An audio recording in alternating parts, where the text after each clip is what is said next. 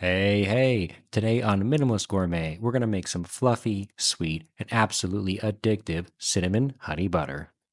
The best part, this only takes like 5 minutes to make and just a few simple ingredients. You're going to have this whipped up in absolutely no time. So let's get crack-a-lackin'. We're going to start off with our butter, which is at room temperature. Don't try to use cold butter, it doesn't work too well. I like to whip up my butter just a little bit before I get started with the other ingredients. I think it helps things go along a little easier.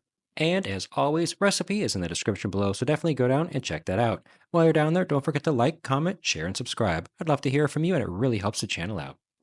We're going to add our powdered sugar, which is going to help this whip up nice and light and fluffy. It also adds just a little touch of sweetness.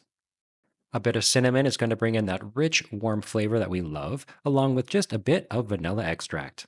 Or, as Future Canoe calls it, dessert MSG. And finally, for that rich, sweet, velvety texture and flavor, our honey goes in. That's it. I told you guys this was super simple. The bee got married because he found his honey. He said, I'm pollen in love. Now we just need to mix this very well. If you don't have electric beaters or a stand mixer, you do want to use a hand whisk and really work this very well because you want to work in quite a bit of air to get that nice, light, fluffy texture that we're looking for. Notice that our volume has almost doubled in size from when we started because we've worked in so much air, and that is key. Just take a look at this texture. It reminds me a lot of whipped cream. It's so nice, light, and airy. This is going to be fantastic. What can you use this on? Well, what can't you put this on? To be fair, I bet you could put this on the bottom of a shoe and it'd make it taste delicious. Some of my favorite things to put this on are some fresh baked naan, buttermilk biscuits, and cornmeal muffins.